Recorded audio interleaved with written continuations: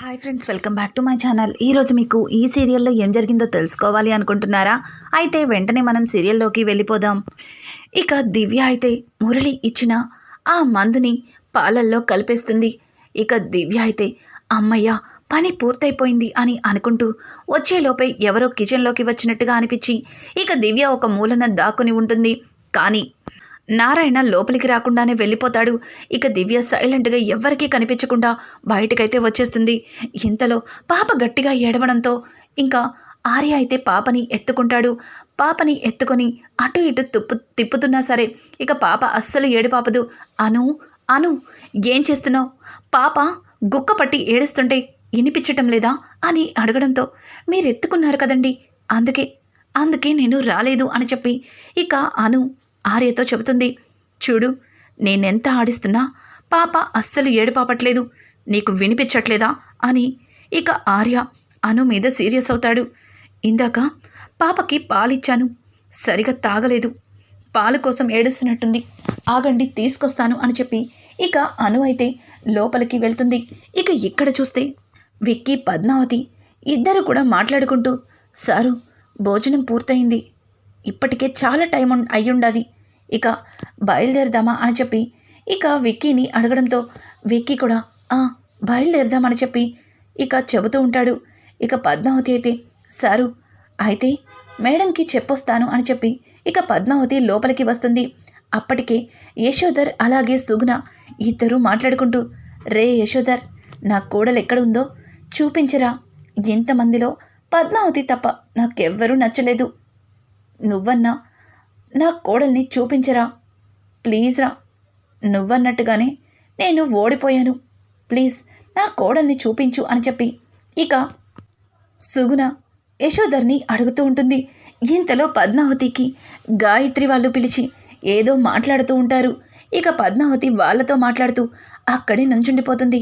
ఇక యశోధర్ సుగుణని తీసుకొచ్చి పద్మావతిని చూపించడంతో ఒక్కసారిగా సుగుణ పద్మావతిని చూసి షాక్ అయిపోతుంది. రే యశోధర్, నిజంగా నువ్వు ప్రేమిస్తుంది పద్మావతినా?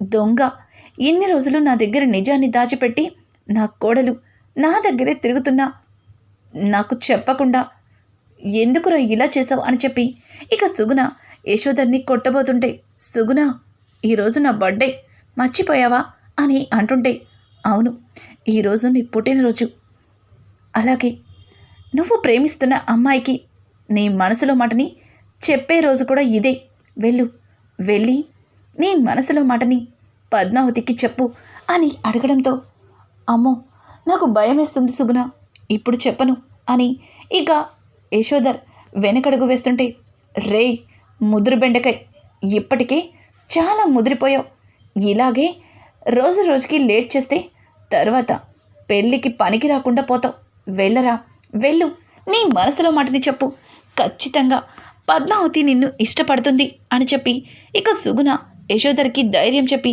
పద్మావతి దగ్గరికి పంపిస్తుంది. ఇక పద్మావతి కోసం విక్కీ వస్తూ ఉంటే ఇంతలో పద్మావతి గాయత్రి వాళ్ళ దగ్గర నవ్వుతూ ఉంటుంది. ఇక పద్మావతిని చూసి, ఏయ్ వెళ్ళాలని చెప్పాను కదా, ఇక్కడ మీటింగ్ పెట్టావేంటి? మేడంకి చెప్పొస్తాను, బాస్కి చెప్పొస్తాను అని లోపలికి వచ్చావు, మర్చిపోయావా అని అంటుంటే, అయ్యో సారీ సారు, వీళ్ళు పిలిస్తేను మర్చిపోయాను, అదిగో యశోధర్ సార్ వస్తున్నారు, ఇప్పుడే వెళ్ళి చెప్తాను అని చెప్పి ఇక పద్మావతి అయితే యశోధర్తో, బాస్ మేము బయలుదేరుతాము, ఇంట్లో మా కోసం అందరూ ఎదురు చూస్తుంటారు అని చెప్పి ఇక పద్మావతి చెబుతుంటే, అలాగే విక్కీ కూడా అవును బాస్ నేను కూడా బయలుదేరుతాను అని చెప్పి విక్కీ అంటుంటాడు. ఆ మాటలకి యశోధర్, బయలుదేరుదులే, ఇంకా టైం ఉంది కదా, పద్మావతి నేను నీతో పర్సనల్గా మాట్లాడాలి అని అనడంతో దానికి విక్కీ నవ్వుతూ, మాట్లాడండి సార్, మాట్లాడండి అని చెప్పి ఇక అక్కడే నుంచుంటాడు. ఇక్కడ కాదు, పర్సనల్ అని చెప్పాను కదా విక్రమాదిత్య అని విక్కీ వైపు చూడడంతో ఇక విక్కీ సారీ బాస్, మాట్లాడండి అని అనుకుంటూ పద్మావతి వైపు చూస్తూ అక్కడి నుంచి వెళ్ళిపోతాడు. పర్సనల్ అంట పర్సనల్, అయినా పద్మావతితో వీడికేం పర్సనల్ ఉంటుంది అని చెప్పి విక్కీ తన మనసులో అనుకుంటూ ఇక చాలా సీరియస్గా పద్మావతినే చూస్తుంటాడు. పద్మావతి అయితే విక్కీని చూస్తూ కాస్త ఇబ్బందిగా, చెప్పండి బాస్, నాతో ఏదో పర్సనల్ అన్నారు అని ఇక పద్మావతి యశోధర్ని అడుగుతుంటే ఇక్కడ కాదు అని చెప్పి ఇక బయటికి తీసుకెళ్తాడు. అక్కడ పద్మావతి వైపు చూస్తూ, పద్మావతి, నీతో ఎలా చెప్పాలో నాకు అర్థం కావట్లేదు, కొంచెం భయంగా కూడా ఉంది అని చెప్పి ఇక యశోధర్ మాట్లాడుతుంటే దానికి పద్మావతి, అర్థమైంది, ఇప్పుడు నాకు అర్థమైంది, మీరు నాతో ఏం చెప్పాలనుకుంటున్నారో నాకు బాగా తెలుసు. మీరు ఇష్టపడిన అమ్మాయి ఈ పార్టీకి వచ్చింది. మీ మనసులో మాటని తనకి ఎలా చెప్పాలో అర్థం కాక టెన్షన్ పడుతున్నారు. అందుకే కదా నన్ను ఇక్కడికి పిలిచారు. చూడండి బాస్, మిమ్మల్ని ఇష్టపడని వాళ్ళు ఎవరుంటారు చెప్పండి? మీరు చాలా మంచివారు, అలాగే మంచి బిజినెస్, ఇక మీ అమ్మగారు చాలా మంచి ఫ్యామిలీ. మీలాంటి కుటుంబాన్ని, మిమ్మల్ని వద్దని చెప్పేవాళ్ళు ఎవరుంటారు చెప్పండి? వెళ్ళండి, మీ మనసులో మాటని ధైర్యంగా చెప్పండి, త్వరగా ఆవిడ్ని ఈ ఇంటికి కోడలిగా తీసుకురండి అని అనడంతో దానికి యశోధర్, అయితే ఈ ఇంట్లో కోడలిగా ఎప్పుడు అడుగు పెడతావు అని చెప్పి ఇక యశోధర్ పద్మావతిని అడుగుతాడు. ఒక్కసారిగా పద్మావతి ఆశ్చర్యంగా, బాస్, ఈ మాటని మీరిష్టపడే అమ్మాయి దగ్గరికి వెళ్ళి అడగండి, ఖచ్చితంగా తను మీ చెయ్యి పట్టుకుని మీతోనే వచ్చేస్తుంది అని చెప్పడంతో, అందుకే కదా నిన్నడుగుతున్నాను, చెప్పు చెప్పు పద్మావతి, ఈ ఇంటి కోడలిగా, నా భార్యగా ఈ ఇంట్లో ఎప్పుడు అడుగు పెడతావు అని అడగడంతో ఒక్కసారిగా పద్మావతి యశోధర్ వైపు చూస్తుంది. యశోధర్, ఏంటి పద్మావతి అంత ఆశ్చర్యపోతున్నావు? నువ్వు విన్నది నిజమే. ఇన్ని రోజుల నుంచి నేను ప్రేమిస్తున్న ఆ వ్యక్తి నువ్వే అని అంటుంటే పద్మావతి, బాస్, ఏం మాట్లాడుతున్నారు? అసలు మీకు నా గురించి ఏం తెలుసని ఇలాంటి నిర్ణయం తీసుకున్నారు అని అంటుంటే దానికి యశోధర్, చూడు పద్మావతి, నీ గురించి ఏం తెలియాలి చెప్పు? నువ్వు మంచి అమ్మాయివి, అనుకోగా ఉంటావు, పద్ధతిగా ఉంటావు, అలాగే పెద్దవాళ్ళని గౌరవిస్తావు, ఇక ఎవరికి ఏం కావాలన్నా చూసుకుంటావు. ఒక విధంగా చెప్పాలంటే ఒక భార్యకి ఉండవలసిన లక్షణాలన్నీ నీలో ఉన్నాయి. మరి నిన్నిష్టపడిన వాళ్ళు ఎవరుంటారో చెప్పు? అందులో నేను ఒకణ్ణి. నా భార్యగా, ఈ ఇంటికి కోడలిగా నిన్ను పెళ్లి చేసుకోవాలి అనుకుంటున్నాను అని చెప్పి యశోధర్ తన మనసులో ప్రేమని ఇక పద్మావతికి చెప్పడంతో, వద్దు, ఇంకొకసారి ఆ మాట అనకండి, నాకు వినడానికి కూడా ఇబ్బందిగా ఉంది, ప్లీజ్ అని చెప్పి పద్మావతి చెవులు గట్టిగా మూసుకుంటుంది. ఏంటి పద్మావతి అలా మాట్లాడుతున్నావు? నేను మాట్లాడిన దానిలో ఏమైనా తప్పుందా?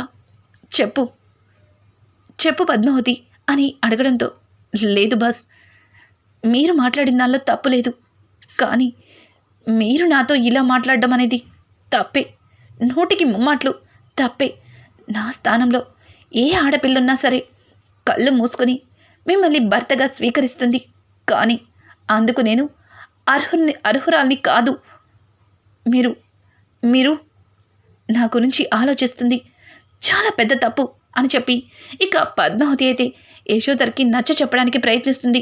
యశోధర్, చూడు పద్మావతి, నువ్వు ఎందుకు భయపడుతున్నావో నాకు అర్థం కావట్లేదు.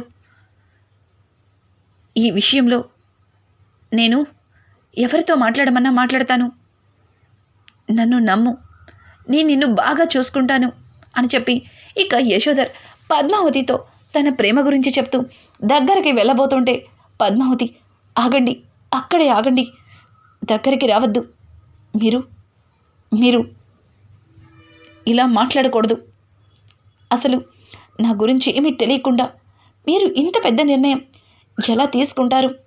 అసలు నా ఫ్యామిలీ ఏంటో మీకు తెలుసా? నేను ఎవరో మీకు తెలుసా? కేవలం పద్మావతి అనే నా ఒక్క పేరుతో మీరు నన్ను ఇష్టపడుతున్నారు అని చెప్పడం ఏమాత్రం కూడా కరెక్ట్ కాదు అని అనడంతో, చూడు పద్మావతి, కావాలంటే మీ ఫ్యామిలీతో నేను సుగుణ వచ్చి మాట్లాడతాం. అలాగే నీకు ఎటువంటి ప్రాబ్లమ్స్ ఉన్నా నాకు అనవసరం. నువ్వు నాకు భార్యగా ఈ ఇంటికి కోడలిగా వచ్చి తీరాల్సిందే అని చెప్పి ఇక యశోధర్ గట్టిగా మాట్లాడుతుంటే, ఆపండి, నాకు వినడానికి చాలా అసహ్యంగా ఉంది. మీకు మీకు ఈ నిజాన్ని ఎలా చెప్పాలో అర్థం కావట్లేదు.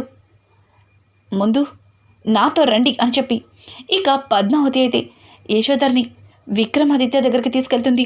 విక్కీ పద్మావతి యశోధర్ని తీసుకురావడం చూసి, ఏంటి పద్మావతి వీడిని నా దగ్గరికి తీసుకొస్తుంది, ఏమై ఉంటుంది?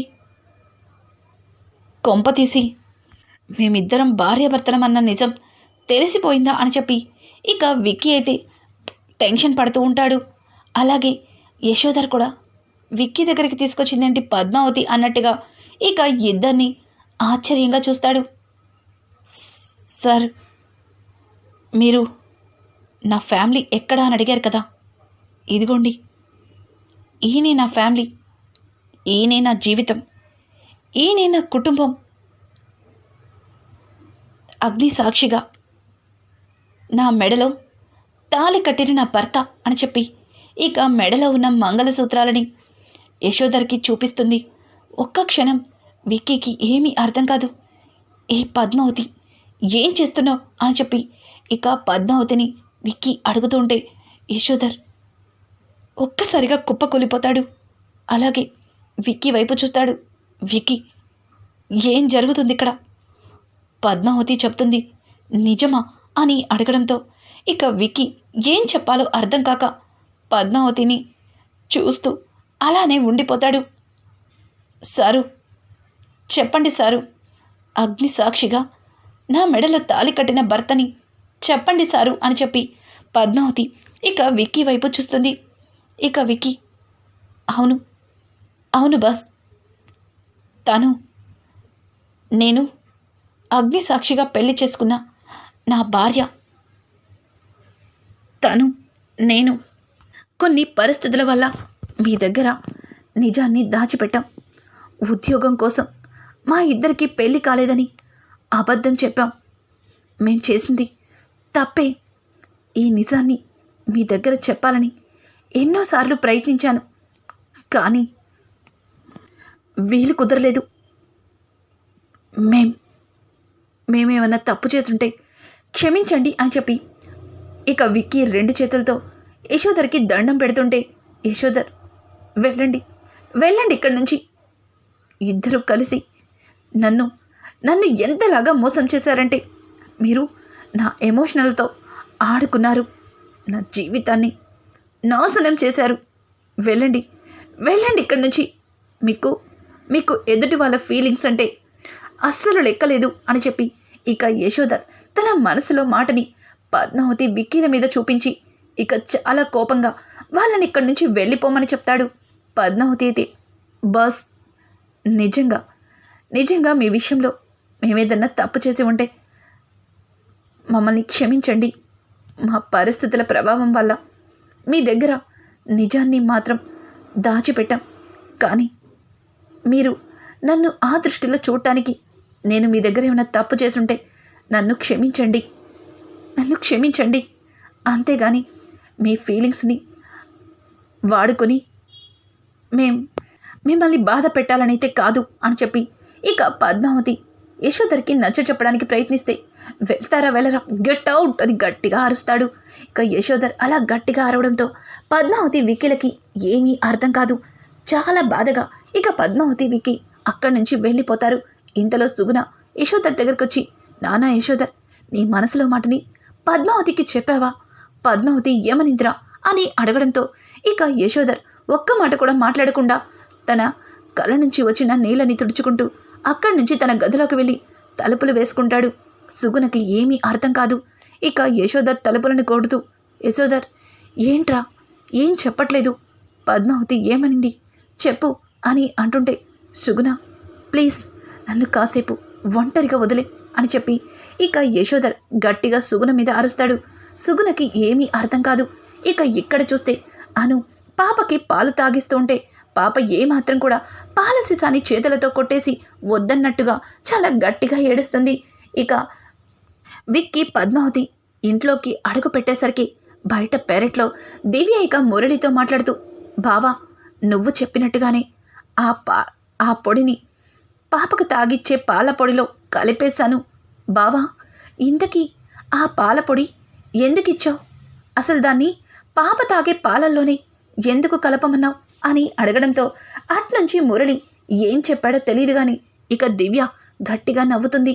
బావా అయితే ఈరోజు ఈ పాప కథ ముగిసిపోతుందన్నమాట అని చెప్పి దివ్య గట్టిగా నవ్వుతుంది. ఒక్కసారిగా విక్కీ పద్మావతి ఇద్దరు ఆ మాటలు విని పద్మావతి పరుగు పరుగున లోపలికి వచ్చి పాలని పడుతున్న అను చేతిలో ఉన్న పాల సీసాని దూరంగా విసిరేస్తుంది. అది చూసి అను కోపంగా, పద్మావతి ఏం చేస్తున్నావు? పసిపాప నోటి దగ్గర నుంచి పాలని లాగేస్తావా? అసలు నువ్వు ఏం మనిషివి? నాకు ముందు నుంచి నీ మీద అనుమానమే. నీకు నేనన్నా నా కూతురన్నా అస్సలు నచ్చటం లేదు. నా కూతుర్ని నా నుంచి వేరు చేయడానికి నువ్వెన్ని ప్రయత్నాలు చేసినా నేను ఊరుకోను అని చెప్పి ఇక అను అయితే పద్మావతి మీద విరుచుకుపడుతుంది.